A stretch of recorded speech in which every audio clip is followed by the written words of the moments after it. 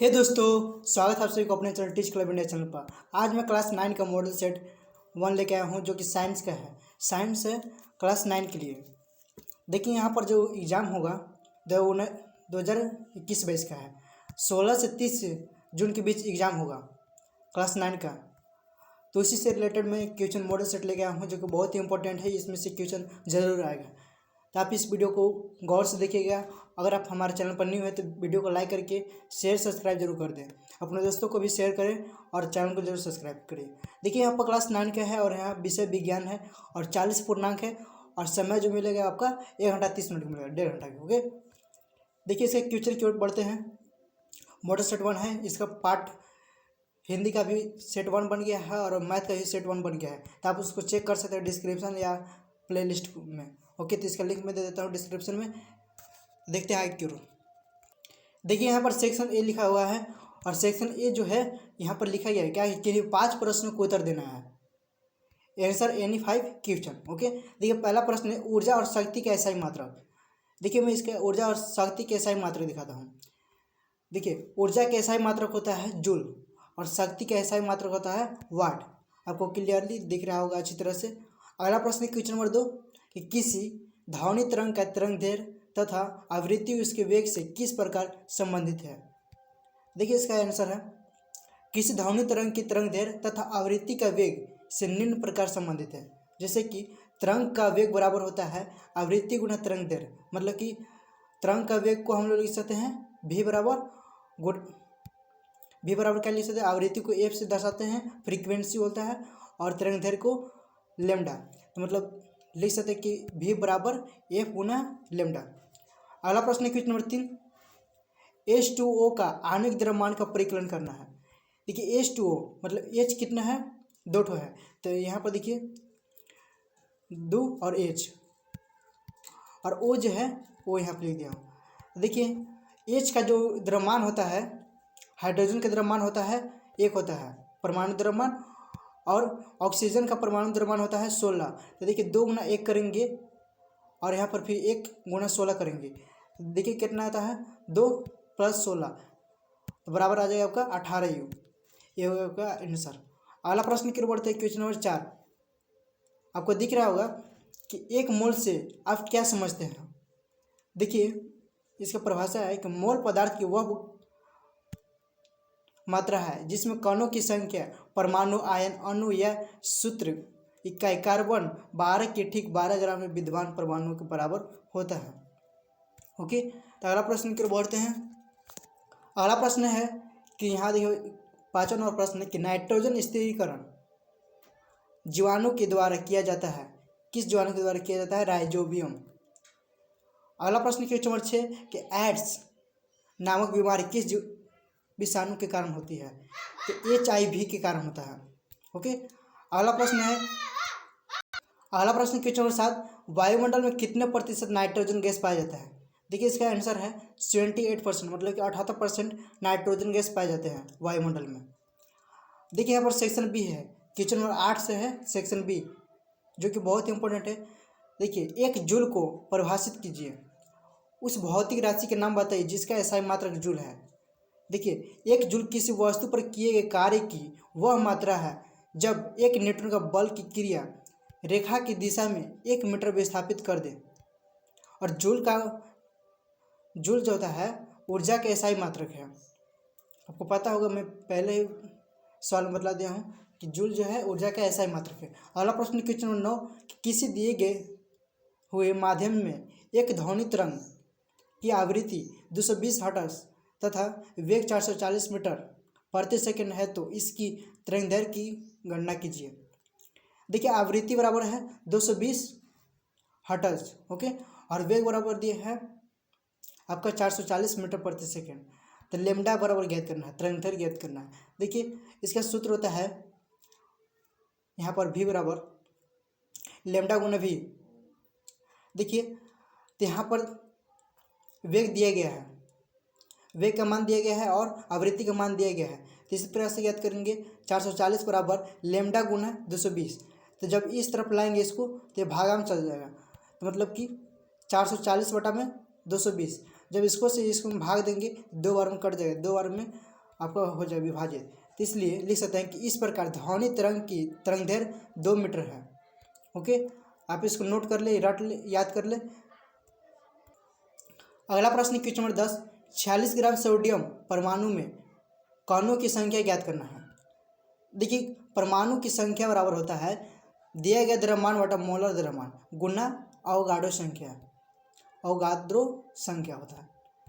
देखिए यहाँ पर जो परमाणु की संख्या को दर्शाते हैं एन से, और दिए गए द्रव्यमान को एम से, छोटा एम होता है, यहाँ पर छोटा एम होगा इस पर, और यहाँ पर जो होता है कैपिटल लेटर होता है, और गुना एन जो होता है अवगाड्रो संख्या एनो। इसी प्रकार से एन बराबर लिख सकते हैं कि 46/23, जो दिए गए द्रव्यमान कितना दिया गया है 46, और 23 जो आपका गया मोलर द्रव्यमान। तो अवगाड्रो संख्या बराबर होता है, ये आपको याद करना होगा हमेशा, जो मान स्थिर रहता है कि 0.6.022 गुना 10⁻23। ओके, जब इसको से इसको भाग 2 बार में कट जाएगा, और 2 गुना इतना से करेंगे अवगाड्रो संख्या से, तो यह आएगा आपका 12.044 गुना 10⁻23 या 23। अगला प्रश्न की ओर बढ़ते हैं, क्वेश्चन नंबर 11, थॉमसन का परमाणु मॉडल की व्याख्या करना है।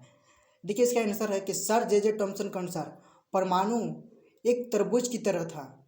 इसके अनुसार परमाणु में धन आवेश तरबूज के खाने वाले लाल भाग की तरह बिखरा रहता है, जबकि इलेक्ट्रॉन धनावेशित गोले में तरबूज के बीज की भांति धंसे रहते हैं।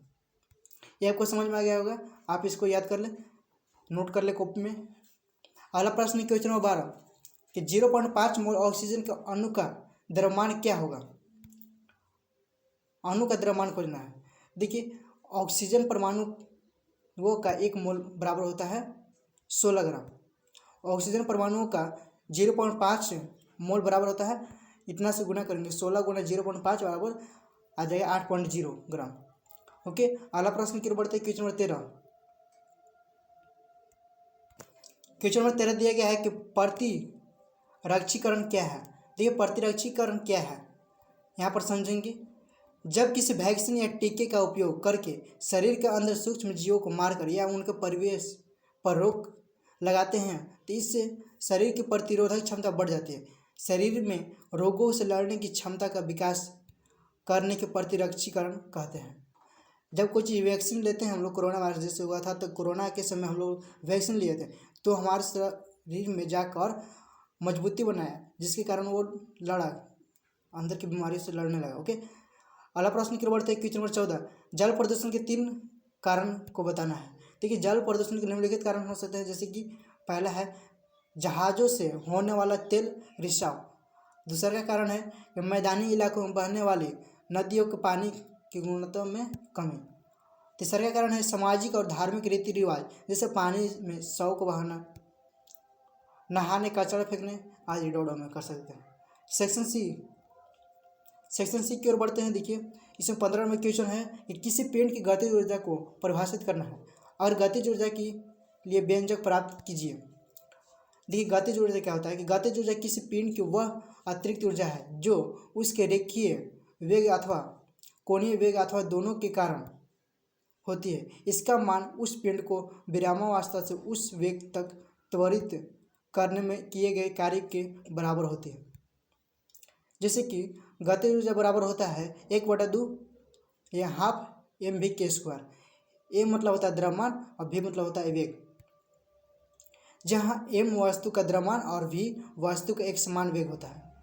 आपको समझ में आ गया होगा, आप इसको याद कर लें। अगला प्रश्न की ओर बढ़ते हैं, क्वेश्चन नंबर 16 कि एक तरंग की आवृत्ति और आवर्तकाल को परिभाषित करना है। तो आवृत्ति बराबर होता है, आवृत्ति का परिभाषा होता है, देखिए, किसी स्थान पर माध्यम के घनत्व का प्रति एकांक समय में दोलनों की संख्या को ध्वनिक तरंग की आवृत्ति कहते हैं। और इसी प्रकार से आवर्तकाल क्या होता है कि माध्यम में घनत्व की एक दोलन पूरा कर होने में लगे समय को ध्वनि तरंग का आवर्तकाल कहते हैं। ओके, आप इसको याद कर ले। अगला प्रश्न की ओर बढ़ते, क्वेश्चन नंबर 17। क्वेश्चन नंबर 17 है कि समस्थानिक से आप क्या समझते हैं।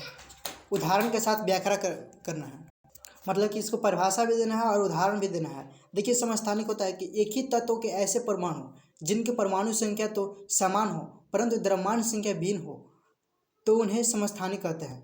जैसे कि क्लोरीन के 2 समस्थानिक, जैसे कि Cl में देखिए द्रव्यमान दिया गया है 35 और यहाँ पर 17, और यहाँ पर है Cl का द्रव्यमान हो गया कितना 37 और यहाँ पर देख सकते हैं दोनों का सेम 17 है। इसी प्रकार से समस्थानिक के कोई 3 उपयोगी लिखना है। यहाँ पर देखिए A था इसका और यहाँ पर 17 के B देखते हैं। समस्थानिक की कोई 3 उपयोग देखना है। देखिए पहला जो है 60 कोबाल्ट का उपयोग कैसे कैंसर के लिए किया जाता है, और यहाँ पर देखिए अगला है दूसरा का कि आयोडीन 131 का उपयोग घेंघा रोग के इलाज में किया जाता है, इलाज में उपचार में किया जाता है। और फिर देखिए यूरेनियम का 1 समस्थानिक का उपयोग परमाणु भट्टी में ईंधन के रूप में किया जाता है। आपको समझ में आ गया होगा, उम्मीद है हमको। अगला प्रश्न की ओर बढ़ते हैं। 18 नंबर क्वेश्चन जो है उसमें वाटर साइकिल बनाना है। देखिए वो अगला जो 18 नंबर क्वेश्चन है इसमें वाटर साइकिल बनाना मतलब कि जल चक्र बनाना है। जल चक्र का आरेखीय चित्र बनाते हुए व्याख्या करना है। देखिए मैं इसको व्याख्या करता हूँ। जल चक्र को इंग्लिश में बोलते हैं वाटर साइकिल। उसी प्रकार से देखिए यहाँ पर कैसे होता है, यहाँ से जाता है और इसी प्रकार से घूम रहा है, इसी को बोलते हैं वाटर साइकिल। मतलब कि पानी के नीचे आना कैसे प्रोसेस होता है इसी प्रकार से बतलाया गया। इसी को आप चित्र बना के आप दर्शा सकते हैं। ओके, अगला प्रश्न की ओर बढ़ते हैं। क्वेश्चन नंबर 19 जो कि अंतिम क्वेश्चन है। 19 नंबर क्वेश्चन है कि संक्रामक तथा असंक्रामक रोगों में उदाहरण के साथ अंतर स्पष्ट करना है। देखिए संक्रामक रोग होता है वह रोग जिनके तत्कालिक कारक सूक्ष्म जीव होते हैं, उन्हें संक्रामक रोग कहते हैं। जैसे कि मलेरिया, फ्लू, कोरोना जैसी बीमारी है। लेकिन असंक्रामक रोग जो होते हैं ऐसे रोग जिनके संक्रमण संक्रमित व्यक्ति के द्वारा ये व्यक्ति के शरीर से स्वस्थ व्यक्ति के शरीर से ये में नहीं हो पाता है, असंक्रामक रोग कहलाता है। जैसे कि मधुमेह रोग जो होता है, हृदय रोग होता है, कैंसर जो होता है तथा पोषण से संबंधित किसी प्रकार के कारण हो उत्पन्न होने वाली बीमारी को ही बोलते हैं असंक्रामक रोग। ओके, तो इसमें इस वीडियो में कुल 19 प्रश्नों को हल किया गया है। अगला वीडियो में मिलेंगे। टोटल 19 प्रश्न थे, टोटल 19 प्रश्न थे। तो अगला जो सेट आएगा साइंस का सेट 2 भी लेके आऊँगा मैं अगले दिन। आप उसको भी देख लीजिएगा, चेकआउट कर सकते हैं इसी वीडियो के लिंक के डिस्क्रिप्शन में, तो आपको मिल जाएगा। और यहाँ पर अपने दोस्तों को शेयर करें और चैनल को जरूर सब्सक्राइब करें, टीच क्लब इंडिया चैनल को। Okay, thanks for watching this video. मिलते हैं नेक्स्ट वीडियो में, तब तक के लिए जय हिंद, जय भारत, जय हिंद साथियों।